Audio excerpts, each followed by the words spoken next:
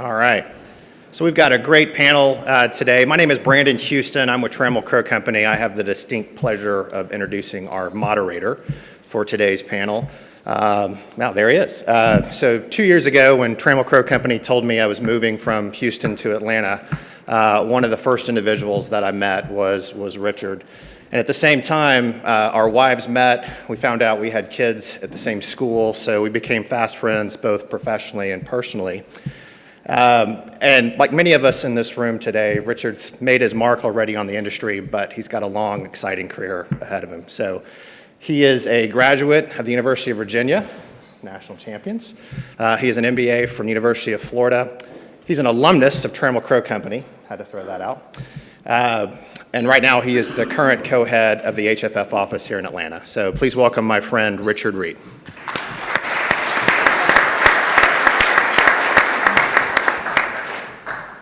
A little shorter than Brandon. Good morning. So thanks, appreciate the warm introduction from Brandon, and obviously appreciate NAIOP hosting us here this morning, and also the kind of creative and ideas from our panelists, or excuse me, our presentations earlier. Always good to see a little competition in the room, so very good. So anyways, look, this morning we're going to be talking about Midtown and downtown and touching on a number of topics across those two submarkets. I'd like our panelists to kind of give you a quick high-level introduction on themselves. So, John, you want to kind of start? Sure. There are a lot of familiar faces in the room, so for those of you that I've worked with in the past, hello and good morning, good to see you.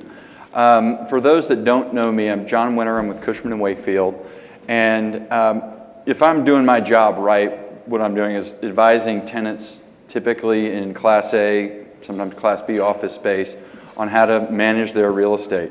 And that is from start to finish, basic questions just around how deals are structured, all the way through to site location, commutation, to a lot of what we've heard about today, which is build-to-suit, anchor tenant type transactions.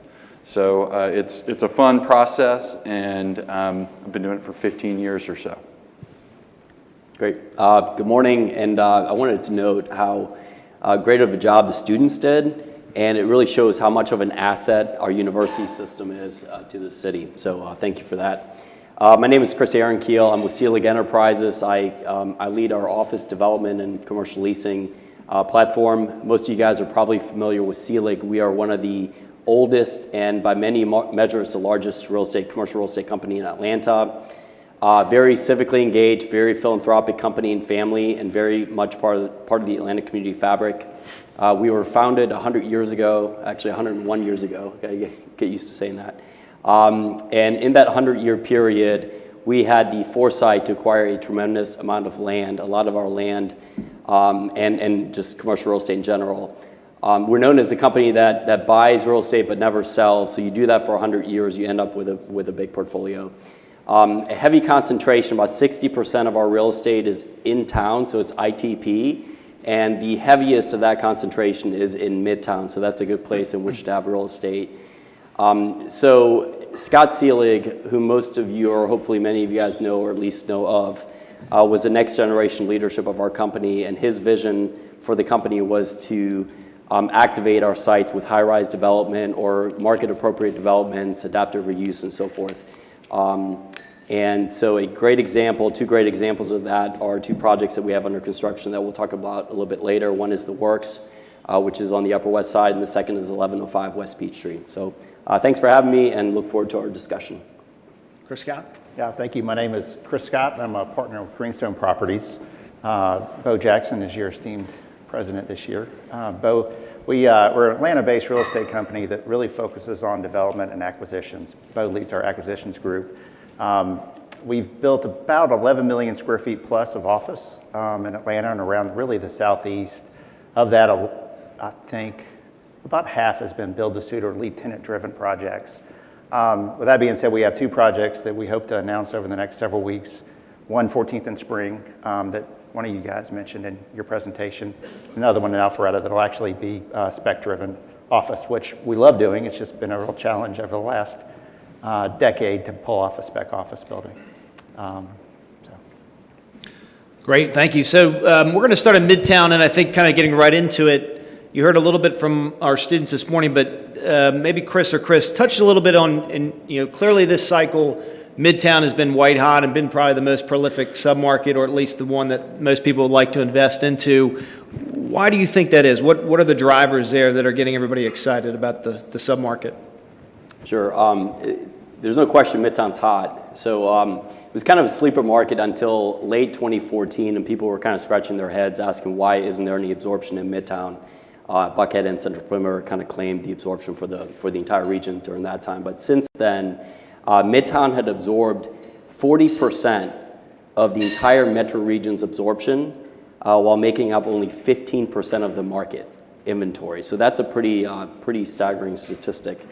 There's a couple attributes that make the market very attractive, and a lot of it's about what makes it attractive to the millennials. And you've got the grid system, you have Georgia Tech, you've got the walkability, bikeability, the Center of the Arts. I forgot which school kind of highlighted some of the diversity of Midtown, but that's all. I think those are great attributes. Another statistic, I'm a statistics guy. A lot of the market is new. So if you look at the apartments, 40% of the inventory is less than 10 years old. 20% of the office inventory is less than 10 years old. 33% of the hotel inventory is less than 10 years old, and 30% of the retail inventory is less than 10 years old. And that's important, A, because people like new, but more importantly, the way that, for the architects in the room, the way you design buildings starting about 10 years ago versus the way you designed them prior to that is just more engaging with the street. So you have a relatively new, a substantial portion of the submarket is new, and it is engaging and creating a community with the rest of with the neighborhoods, as opposed to kind of inclusive buildings. And the last thing I like to add, Midtown, particularly led by the Midtown Alliance, has created a really unique brand in Atlanta, and it's a brand of inclusivity with which millennials particularly like to be associated with. So it's acceptance of all races, acceptance of all lifestyles, and that's something where a millennial can say, I work in Midtown or I live in Midtown, and they're proud to share that on social media. Chris or John, anything to add there? I think you get every stat that I was thinking about mentioning. No, I think the great thing about Midtown too, unlike other markets right now, is really the influx of companies coming into Midtown is unbelievable. I saw a stat recently, about 3 million square feet of office tenants have moved to Midtown since 2015, and about 25 of those companies they're actually new to Atlanta, or at least coming from other markets around Atlanta. And it's really, I think NCR is a great example, and it hurt me because I was working with them in Alpharetta, and they last second decided to move another chunk of their office requirement to Midtown. And I couldn't believe they were doing it at the time, and I really personally thought it was the wrong decision because there was about 800 employees that were really coaching baseball teams or coaching soccer teams that lived in Gwinnett County and North Fulton County. And I thought, hey, they're just forgetting about these folks. But it was forward thinking. They were really thinking long term and looking at Midtown really from a recruitment and retention, trying to get that younger generation to come work for their company, and it's thriving. What they've done down there is amazing. So they're definitely one of the first companies that have done that, but they're also one of the first companies to really stop thinking about real estate and rental rates as the driver on how they make a decision. They've almost put that aside where they're willing to pay $15, $20, $25 a square foot or more for office space than they were in the past, really thinking about the recruitment, retention, and productivity of that employee. Okay, great. Well, the good news is we've got both Chris and Chris are actively working on Midtown projects. And so I thought if they could just quickly share a little bit about high level, sort of what they're working on and then the current status would be helpful as we kind of move forward. Sure, I'll start. So we've got two projects. We're actually very privileged to have two of the largest projects under construction in the entire city. The first is called The Works. It's on the Upper West Side, so kind of west Midtown. And it's an 80-acre adaptive reuse development that we've owned some of it for up to 70 years, which is pretty special. And it's lived that entire life cycle as industrial product, and now it's getting adaptively reused for office and retail. and then in future phases for hotel and other stuff. But a couple things to note, if you think of 80 acres, that's the size of Avalon, so it's giant. And then you've got adaptive reuse product type, which is, think of a Pond City Market, the authentic brick with the big steel windows, so that's very in vogue product. And it's in a very hot submarket, the Upper West Side, so that's one project. We've got kind of the first tenant in, Ballard Design, that my friend Jim Sane put in our project, and then we've got a couple opening up probably first quarter of next year. One is Gansevoort Market, which is the food hall that's at Chelsea Market up in New York. So they really know what they're doing, and they're going to open up first quarter. And then we've got a brewery, Scofflaw, that's going to open up there as well. And then we've got some announcements that will be hopefully forthcoming soon. The second project is 1105 West Peachtree. It's in the heart of Midtown on 12th Street, 13th Street, West Peachtree, and Peachtree Walk. Kind of diagonally across the street from Whole Foods, so pretty close to your project. It is the single largest asset under construction in the city, and it's anchored by a 675,000 square foot office tower. That's 31 stories, and then it's got two other towers. One is a 64 unit luxury residential for sale condominium project, and then a 178-key full-service hotel, Marriott Autograph Hotel, so kind of high-end business hotel. We broke ground on the project 4 months ago. If you've driven by the site, it is fully under construction. We've erected already two tower cranes, and we'll finish in about 26 months. Perfect.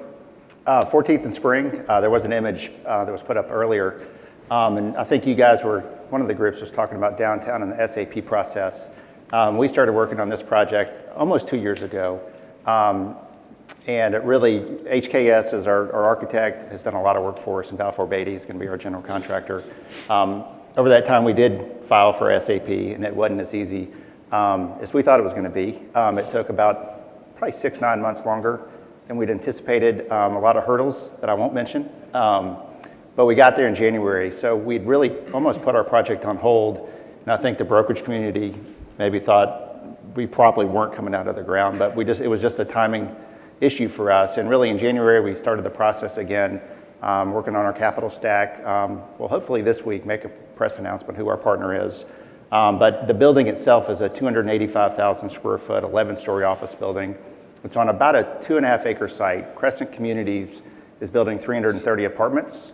We're going to have one common podium that's about 4 stories that the apartments sit on one side, we sit on the other. It's at the corner of 14th and Spring, also fronts the connector on William Street. And our new cafeteria, Whole Foods, opened about a week and a half ago. If you hadn't been there yet, it's pretty amazing. And we're pretty excited to be really right next door to that. Planning on breaking ground in September of this year, similar time frame, we're fourth quarter of 21 in terms of delivery. So Chris Scott, I think the project is going to go spec, is that right? is. So talk a little bit about, spec is, we talked about big egos, but we talked about confidence, right, in Midtown. Talk a little bit about the thought process behind going spec and why you're going to approach it that way. It's interesting, you look back at what happened in Buckhead 10 plus years ago, and really spec became a dirty word at that time. And it's still a word that does make you pause. One thing that we found people really liked about our project from an equity perspective was they called it bite size. I never knew a $100+ million project was bite size, but apparently it is. But when you look at 285,000 feet versus 600,000 feet, we leased 100,000 feet. We're almost 50% pre-leased. So that's a piece that gave us comfort. We also looked at the absorption. We looked at the 3 million square feet of new people coming to Atlanta over the last 3-4 years. The pipeline of new companies that are looking at Atlanta, they're out in the market right now, is 1 million feet plus. You probably have good statistics too, but it's pretty amazing that just the momentum. The other piece, when you looked at Buckhead and we had 4+ projects going 100% spec at that time, you look at Midtown and really what the lenders probably did to folks like us the most was really require a lot more equity put into the projects, where we did deals in the past where we were putting land in the deal and getting the building out of the ground. You're looking at 50% plus or minus equity needed. So that really causes a pause and really looking at the fundamentals. So momentum, most of the buildings you're seeing in Midtown are pretty significantly either full or pre-leased. So again, that just gives us the comfort to move forward. Perfect. And then Chris Aaronkill, you talked, and actually both projects that you all are working on and a number of the projects sort of proposed this morning talked about mixed use. And so, you know, at 1105 West Peachtree, obviously you've got two other uses that are going to go in there. Talk a little bit about the complications and sort of how you approach the office along with those two uses and how you think that benefits the project.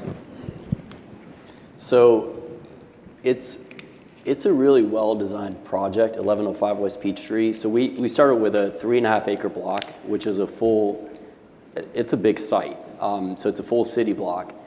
And we're very thoughtful about what we could put on this site to really maximize the site and the FAR, but really the tenant experience. So somebody mentioned earlier, but it's about recruiting and retaining talent. So you want to create your buildings, you want to design them in a way that is attractive for companies whose goals are recruiting and retaining talent. And it's not as much about cost anymore. So although it is still a little bit about cost. So the office, from an amenity perspective, it benefits with having the hotel there. The residential, not so much, but we had land left over. And we thought about apartments, so for rent product, but we really, with the quality of the project that we're delivering, we thought that the high-end for sale product was better for us. So you get to share a lot of amenities, which is we've got a nearly 1 acre sky, we call it a sky plaza, so it's an elevated, about 90-foot elevated rooftop of the parking structure that then overlooks Midtown and downtown. And it creates and it's an acre is big. It creates a pretty cool additional gathering space. The complication was really in the capital stack more than anything, because the different investors, so there's equity partners that have a bucket of money for office, and there's other equity partners that have a bucket of money for condos and hotels. And they don't, there's very few people that have a bucket of money for different, all three different uses. So that was probably the biggest challenge that we had from a I guess, a project perspective. Sure, perfect. Okay. What about, look, we talked a little bit about the fintech industry this morning. We're talking, it seems like every day there's a new co-working tenant that's announced taking space somewhere in Atlanta. Any tenancy themes in terms of activity and prospects that you're seeing for your projects now and then maybe even comparatively to a year ago in the market? I think it's just we get that question a lot. Which industries are looking at Midtown? Which industries are you hearing the most from? And for us, it's really all across the board. If you look at Midtown, the largest law firms in Atlanta are in Midtown. Technology dominates Midtown in terms of employment. The business service, insurance companies, et cetera. There is a wide range. A lot of the absorption that has happened in Midtown over the last year plus has been the co-working. So that's certainly dominated it. Will that continue? I don't know. But it is a broad range for us, at least we're seeing. And would you be open to putting a co-working tenant in your building? Maybe. Would your lender? I don't know. So I got some thoughts on that. Yeah. So co-working, Atlanta's got about 1% of the inventory that's co-working space. That's really not a lot. And if you read some articles, and this is probably an extreme, but some people are saying it could be up to 20% of the inventory in the future is co-working space. And that's probably too much, but it's probably more than 1% and probably much less than 20%. But if you think about the way that we get to work now versus even 10 years ago, there's scooters, there's ride shares. I never thought I'd ride an Uber even 5 years ago, and now I'd take it, sometimes. But people in this, other people take it some probably more than I do. But like habits are changing. You've got a big apartment boom with, which is really counting on the flexibility millennials would like to have within their living situations. So if you don't think there's a change in the way that people are going to work, there's a different kind of mindset with the millennials, and then certainly with the generation Z that's coming after them. I've got two of those. But I am very cautious of, like, notwithstanding that, so that's kind of my pro argument. The con argument is they're growing very quickly, and we haven't had a downturn since the start of the co-working movement. So you've got to securitize it well. You've got to get one that's a good fit for your building. So if you've got a trophy office building, you may not want the flip-flop type tenants. You may want a higher-end enterprise co-working group in your building. And if there's a strategic fit that it could be as a quasi incubator in your building, that could make sense as well. And I think most lenders, and you probably have a good answer to this as well, but I think people would accept up to maybe 20% of your space being co-working space before they really penalize you on that. Yeah, I think from a capital markets perspective, lenders and investors and developers are all a little bit wary of co-working, funding a long-term liability with a short-term sort of solution, right? But to your point, I think there's a place and there's a reason why you put some percentage in the building, and it's really up to the the investor, the lender, et cetera, in terms of what percentage. But generally, the thought is 20 to 30% feels pretty good. Now, you mentioned another topic that I think is very popular today, which is transportation, right? And so I'm curious in the room, how many people take MARTA to work? All right, one. How many people have ridden a bird or a scooter? So I'm sure, yeah, there's some hands. Okay. So from a transportation perspective, I think both of your projects have access to MARTA, but maybe just talk for a second a little bit about how you've implemented some of the changes in transportation into your projects, or at least into the thought of your project and how you approach it. So for us, there's probably some similarities just in terms of how we actually park it. So we're quoting a ratio in the office building of 2 per 1,000 parking, but that isn't totally accurate because we're sharing some parking with the multifamily project. So you look at studies, they say that you can share 35, maybe even up to 40%. We felt that was a little aggressive today, but we don't know. It's hard to know looking out in the future, especially in Midtown, how many people are actually going to own cars. We think there's going to be a number of people, probably a large percentage of the folks living in the multifamily that may choose not even to own a car.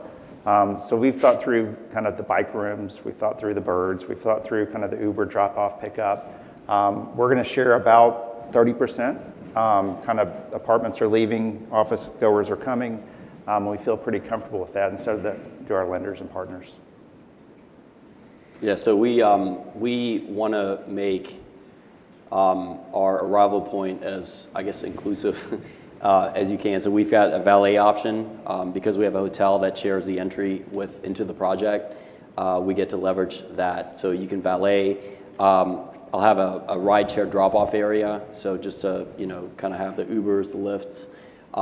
There will be charging stations for the birds inside the project, and I'm trying to figure out how to best connect, like create connectivity, but because they're working off your phone, it's probably just going to be a little charging station that we partner with those transportation companies on. But we're 1,100 feet from actually both MARTA stations, the Midtown MARTA station and the Art Center station, and the Art Walk, which hopefully most of you guys are familiar with. It's an initiative by the Midtown Alliance that actually it comes at, I guess, what we consider the backside of our project.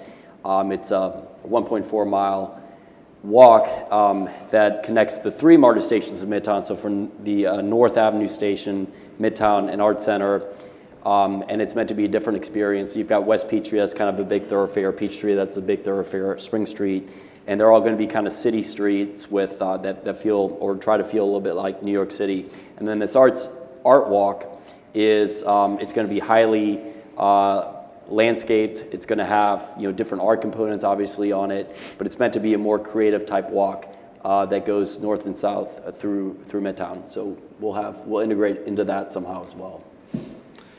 John, I forgot you were here. What? I'm just kidding. Okay, so transportation, right? So I'm sure that this is a topic that comes up with any tenant that you're representing. Talk a little bit about, does it come up? How do you address it? How do you approach it? And a little bit on that topic. Yeah, well, I'm just, glad I'm going to be able to get to talk. That's good. I thought I was going to be able to sneak out of here, but A couple topics before we get to transportation. On the co-working front, having worked with a provider that's dotting the co-working map around Atlanta, I think one shift, two things. One is the concept in and of itself of flexible workplace. That 20% number may be real. It's just a matter of, is it going to be a co-working provider, a company that comes and leases that space and then subleases it effectively to somebody else? Or is there going to be a shift to more operating agreements where landlords realize that maybe it's 10%, 15% of their building from a marketability standpoint needs to have this flexible component of ready-made suites that are standalone, not necessarily shared break room and things like that, but also traditional co-working. And then you get the backbone of technology and so forth from an operator to come in and operate it. Just an add-on to that topic, because I think that will evolve, and I think you'll start seeing maybe some announcements in that regard. Transportation, tenants, it's a bit cliche, but the check the box MARTA is no longer check the box. It's in some respects a requirement. Many of the clients that I have that are in the market now are very beholden to having a MARTA stop near their office, and anything outside of whatever you deem as a comfortable walk just isn't going to be as marketable, or it needs to be at a pretty significant discount to space that is around MARTA. I think the micro mobility is, scooters and things like that is only going to make neighborhoods like Midtown, West Midtown, Ponce City Market just even more accessible and more usable. I agree with whoever the presenter was that mentioned, not sure if you're getting on a bird and firing over 17th Street Bridge. I've never done that. I don't know who has, but I've definitely zipped up and down Peachtree a little bit, and I'm glad I'm still alive. But to get around, from 10th to 17th, that's real, and that does bring in, another element that I think just makes, all of these projects that you guys are talking about more accessible and more user-friendly. As a tenant, I've had the good fortune of spending about 5 years in downtown as a tenant, in Midtown as a tenant, and Buckhead as a tenant. You're jumping ahead. Hold on a second. Okay. Yeah. But I get to talk. These guys are hogging the thing. We're gonna stay. I'm going, man. We're staying on the tenant topic. We've talked a little bit about. Shut me down. No. Just managing you. It's okay. So we talked a little bit about these sleek, sexy, new, exciting development projects. But from a tenant perspective, talk a little bit about some of the things that you're evaluating for an existing building versus a new development, and maybe some of the pitfalls or concerns that the tenant may have as it relates to those new developments. I think, the biggest thing that I try to manage with clients is certainty. And, right now, real estate is, the costs, whether you're building it, leasing it, everything associated with real estate is at an all-time high. So given that set of facts and that you need to, if you have a lease expiration, you're going to make a real estate decision. How do you manage the risk and uncertainty around that process? And for those that do what I do, that's really the name of the game. And with already built product, you know what it is. The rental rate is X, and you fight and do the best you can on the deal, and you know what's in and around it. So that is, in many respects, more certain, and you know what you're getting. I think historically, Atlanta has been a, get in the way of demand, so deliver the supply speculatively or close to speculatively in what is a reasonable place to locate, and the demand's going to run right into you. We've got a different kind of market dynamic now, and as you look at build-to-suit or lead tenant-driven projects, my clients are, I think, equally concerned and they stay up at night thinking about, one, the feasibility of the project, whether it can actually deliver, but then also how are they going to manage the costs of building it out themselves, and how are they going to create certainty around a very long-term and very expensive decision.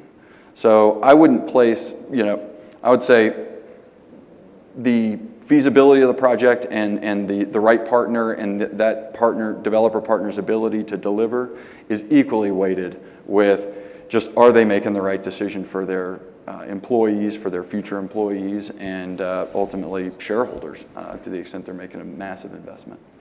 Perfect. So now we're going to get to your Midtown, downtown. So, Yeah. so we're fortunate John has office both at 55 Allen and kind of north downtown as well now at 1180 Peachtree. But when you're describing Midtown versus downtown to some of your tenant clients, how do you describe it? How do you view it as a tenant yourself? The maturity. If you think downtown, I mean, you have all of these cultural assets, from Center for Civil and Human Rights, Aquarium, College Football Hall of Fame, Mercedes-Benz, Centennial Olympic Park. You have all of those things that I think compare very favorably to what Midtown has in High Museum, Piedmont Park, and other things. So the issue is you just don't have the people there. You have them from 9 to 5. And where Midtown is maybe 20 years ahead of the game, ahead of downtown, is rooftops. One, they had built-in neighborhoods with Ansley and Highlands and places like that feeding into Midtown. But, obviously the apartment boom, is centered in Midtown. So until rooftops, I think, hit downtown, I think downtown's going to have, a perception issue in that regard. And as just being a business district and not a true live, work, play district. So, my clients look at both, and if they can afford Midtown, they're going to try to afford Midtown because it has everything that you could want. And being a tenant there right at 14th and Peachtree, the ability to walk out and go to now Whole Foods, as you mentioned, but just all of those amenities, to go spend an hour and hit just so many different areas, you just can't do that in downtown. Now, if you can't afford Midtown, and downtown's a great play, there's good product there, and as I mentioned, there are these assets that over time will start to, I think, become more valuable. There is one element, having represented a lot of tenants that office downtown, that have looked in Midtown and then stayed, there is a little bit of kind of a badge of honor that tenants wear that are downtown. They're beholden to downtown. They kind of feel like we don't want to desert our downtown. And I think that, that mentality will only increase over time as downtown evolves and as people start to move there and live there. Perfect. So kind of shifting back to Chris and Chris. As we kind of move into downtown, one, do you all own anything or are you actively working on anything in downtown? And if you are, maybe talk a little bit about what those plans are, what you think about in terms of downtown in general. Downtown has not been a focus for us. We don't own anything and don't really have any plans. And now my partner Chris Shane and Harvey Rudy did EY in the Southern Company building. And one of your questions we may or may not get to is kind of where's the line of downtown to Midtown, and that's clearly downtown, but it's clearly on the northern end of downtown. So for us, I'll defer. So we own 16 acres in downtown, so it's a pretty significant investment there. A lot of it we've owned a long time, but if you look at new development as an example, the cost to build downtown is just about the same as the cost to build in Midtown or Buckhead, and the market rents, somebody showed a slide earlier, are $10 a foot higher in Midtown than they are in downtown, and I would argue that might even be a bigger delta for Class A projects only. So it's very difficult to, in the near future, foresee, I think, any speculative or even half-leased developments that go up in downtown. However, you've got a significant amount of infrastructure and project investment happening in downtown to the extent that we've never seen before, period. So you've got the Gulch of $5 billion, Arthur Blank Stadium at $1.7 billion, the new Hawks Arena, Summerhill, Newport Steel, WRS's Underground Atlanta. I think that totals something like $8 billion. And if you don't think that a new, well-executed design project can change in a submarket, look at Avalon. Who thought that Avalon would get, new construction rents in Alpharetta, or the Battery at SunTrust Park? So I think if you build something substantial, I don't think you do a one-off building, but if you build a substantial development that's got a mixes of uses that is well designed, it could serve as its own little micro market. And if you had a map of downtown and you plotted all the different projects I just mentioned, they all at some point connect. And once they connect, you have a new downtown. However, the Gulch is a 30-year project. It's not happening in the next, even in the next 10 years. So it's 4 years before the first thing will go vertical at the Gulch. So you've got some time, but I think long-term in 20 or 30 years, you're going to have probably a pretty cool market. All right, that's a little ways out, but we'll see, right? The one thing I would say, and then we'll kind of move to the last question here as we sort of wrap up the panel, from a qualified opportunity zone perspective, we're certainly seeing a lot of capital formation around it. It's a moving target a little bit. You had, I think the Trump organization or the president kind of put some press releases out last week clarifying and certainly getting behind it. So it'll be interesting to watch, but we've certainly seen we've got one building in downtown, the Grant Building, for sale right now. We've seen a tremendous amount of interest in that asset and sort of repositioning into what's going on around it, as Chris mentioned. So we'll see. But all right, the grand finale, last question here, and then maybe we'll open up for a question or two from the audience. So shifting back to Midtown, there are a ton of buildings and projects that are currently underway or proposed to be underway. Do you think they all get built this cycle?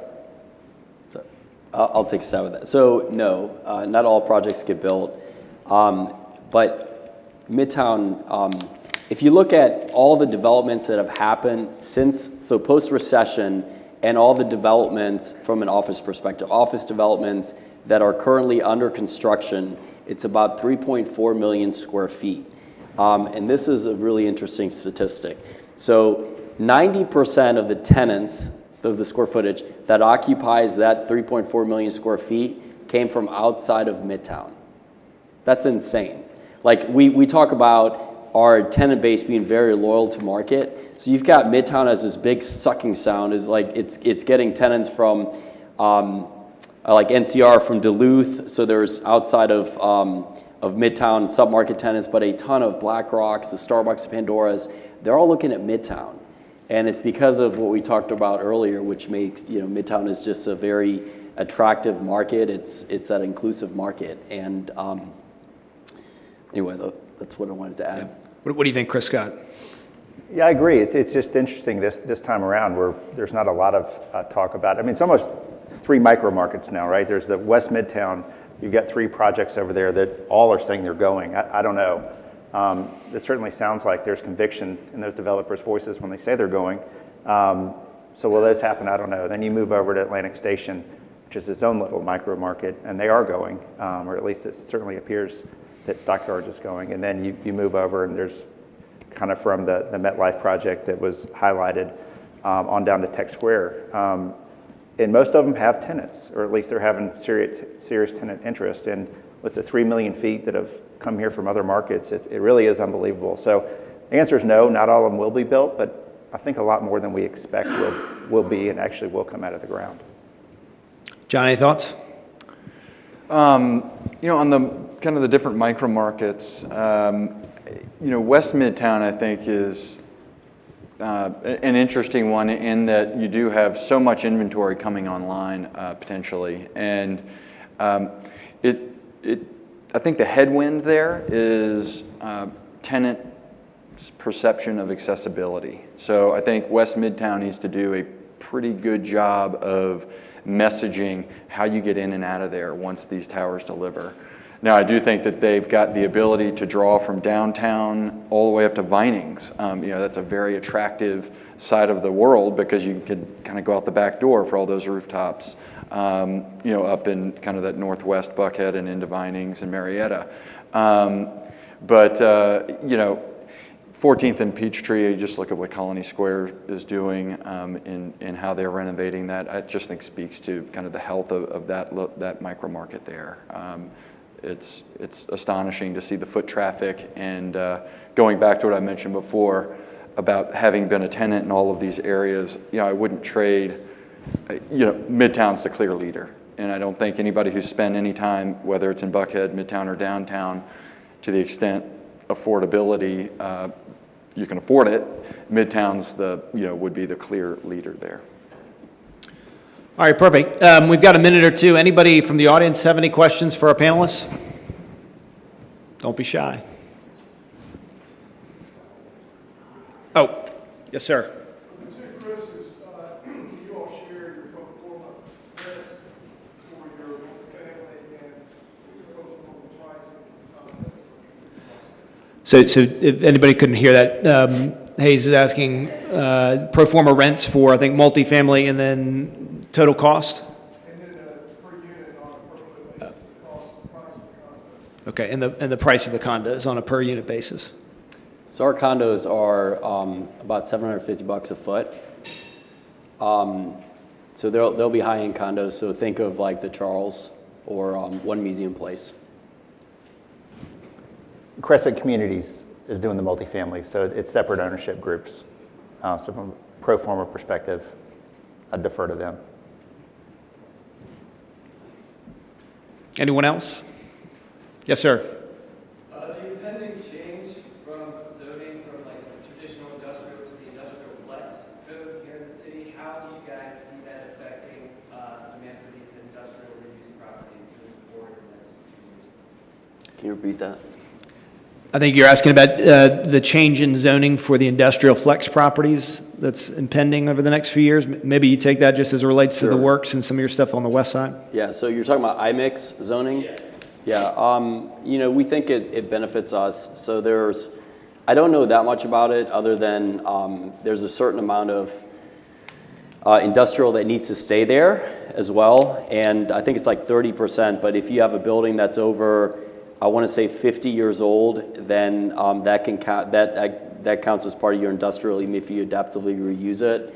I don't know if it has that much of an impact. It gives us more flexibility on parking, which is good, but we're kind of at a challenging time with parking for any product type because tenants are densifying, so you've got ratios that would lead you to believe that you need 8 per 1,000 parking spaces today.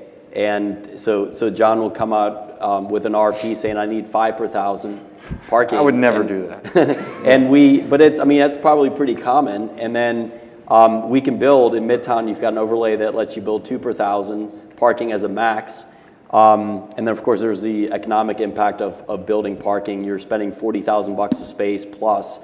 But in 10 years or 20 years, we probably won't need that many spaces.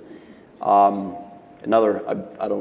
sick of statistics, or you guys are probably sick of them, but like an autonomous car is active 95% of the time, and a car that you own is active 5% of the time. So it's mostly parked. So there's a lot of efficiencies that can be gained with autonomy and so forth. All right, let's give a round of applause for our panelists.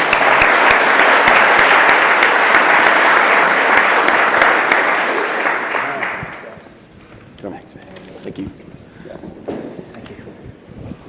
Want to just take a minute, and we saw a lot of great presentations. I mentioned hard work earlier. It was clear that a lot of hard work went into all of these presentations. There's the oral presentations that you all got to witness, but there's also a written presentation that these students spent a lot of time on. So for the students at Emory, Georgia Tech, Georgia State, and University of Georgia, just a round of applause for all their hard work.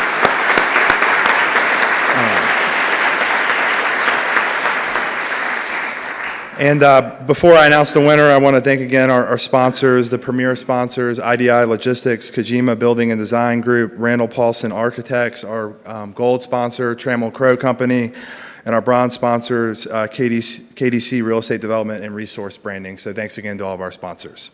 And now I've got, you're already up here. I was going to invite Bo and Mike to the stage, but, and for now, again, students, great job. It was really, really, really close. But the winner of this 2019 School Challenge is Georgia Tech.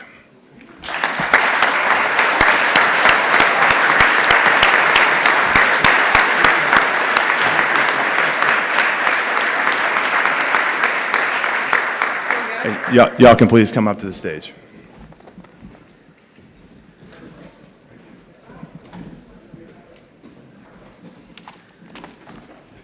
Congratulations. Thank you. Appreciate it. Great job.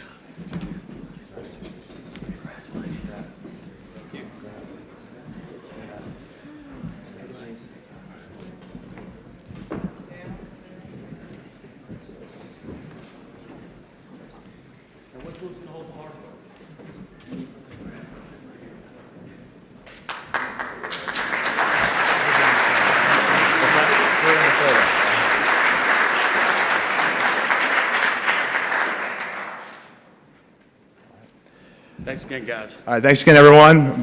That's a wrap.